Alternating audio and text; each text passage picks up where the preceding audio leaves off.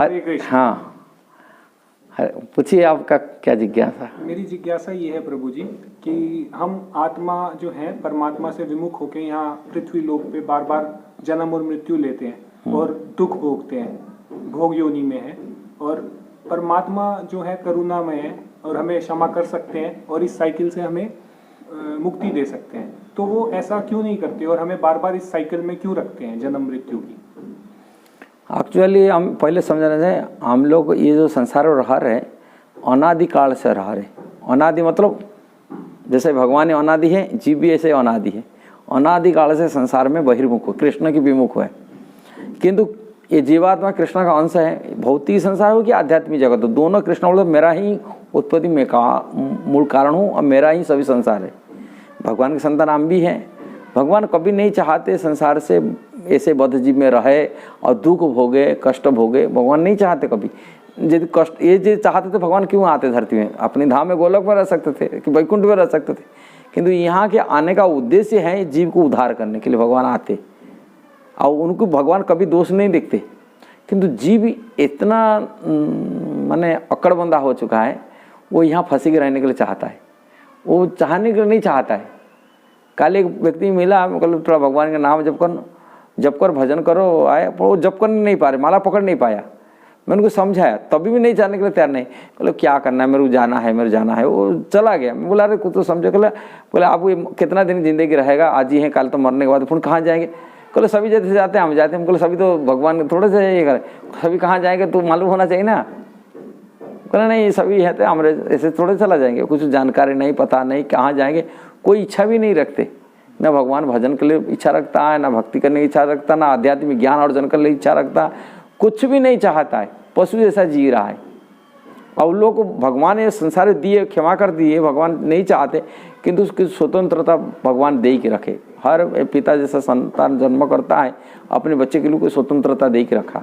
अब बच्चे वो तो कई दिन बना के रखेंगे नहीं, वो स्वतंत्रता दी है, किंतु स्वतंत्रता को यहाँ दुरुपयोग किया जाता है।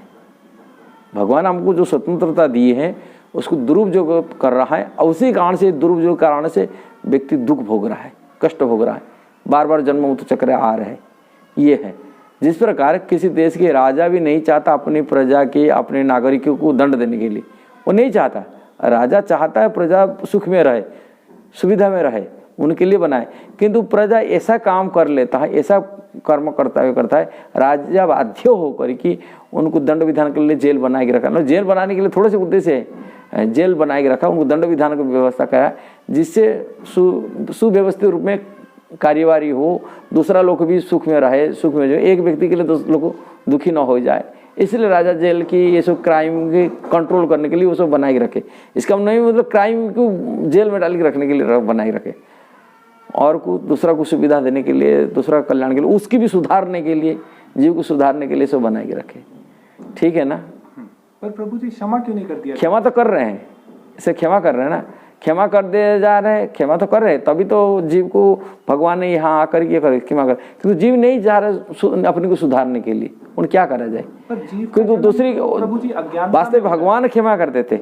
जीव जो दंड मिलता है वो दूसरा का, जब यह दुख मिल रहा है देख रहे हैं, ये संसार में भगवान के लिए तकलीफ, उनको दुख नहीं मिल रहा है, वहाँ दुख मिलता है। विशेष करके यहाँ की दूसरा का अंदर में जो, जैसे यहाँ राजा को कोई क्षमा करने कोई ये नहीं है, राजा क्षमा कर दे, किंतु दूसरी के लोग जो परेशानी कर रहा है, दूसरे को कष्ट दे रहा है, और दूसरे लोग कष्ट को लोग देखेंगे, दूसरे को कष्ट दूंगा तो मेरे को भी कष्ट मिलेगा। इसलिए राजा निरपेक्ष विचार करके उनको ये कर, एक को दंड देगा, एक को ये करेगा, ऐसा तो नहीं, सबको बराबर की देखना पड़ता ना। हाँ, तो एक प्रश्न मेरा इसी में ही है कि दुखों और कष्टों का जन्म कैसे होता है। दुख जब इंद्रिय भोग में लाया जाता है, इंद्रिय वासना ही हमको दुख कष्ट के मूल कारण है। अब उसी इंद्रिय माने इंद्रिय सुख भोग की कष्ट के मूल कारण, कृष्ण को भूल जाना सबसे बड़ा दुख की कारण बनता है। ये जो मोह माया है कृष्ण ने ही रची है और ये उनका शस्त्र है, तो हम इनसे कैसे बच सकते हैं। शस्त्र है वैसे जिस प्रकार जैसे कि एक राजा जेल बनाता है, इसी प्रकार शस्त्र जेल दे के उनको सुधारने के लिए बना के रखा, जीव को सुधारने के लिए वास्तविक। पर हमें उलझाने के लिए तो कृष्ण ने खुद ही जाल बुन रखा है। नहीं, कृष्ण जाल बिछाए नहीं, कृष्ण इसको सुधारने के लिए बनाए। ये संसार जो माया देख रहे हैं उसकी दंड कष्ट मिलने से व्यक्ति पूरे भगवान भजन के लिए उन्मुख होता है, भजन के लिए। ऐसे ही प्रेरणा नहीं मिलता। कोई बच्चा जैसे अपनी जिद्दी पकड़ता है गलत चीज़ खाने के लिए, आप चाहता है, कोई माँ बाप चाहते कोई थप्पड़ लगा करके उनको सुधार दी। इसलिए भगवान को कभी मानता नहीं, सुधारने के लिए माँ बाप दंड देते नहीं, दंड उनको दंड देने के लिए दंड नहीं दे रहे, उनको सुधारने के लिए दंड विधान करते हैं।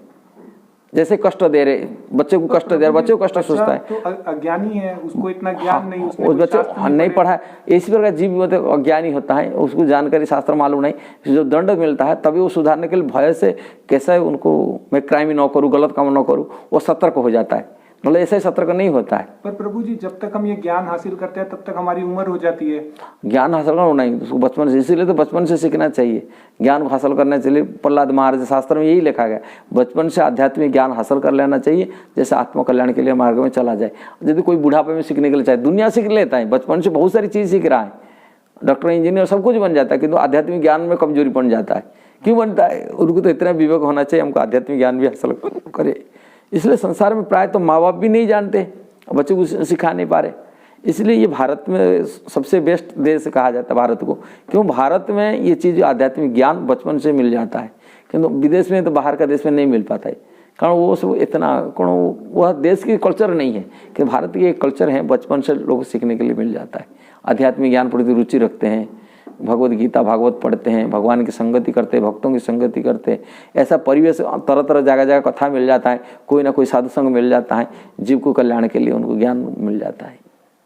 ये भगवान। हरे कृष्णा।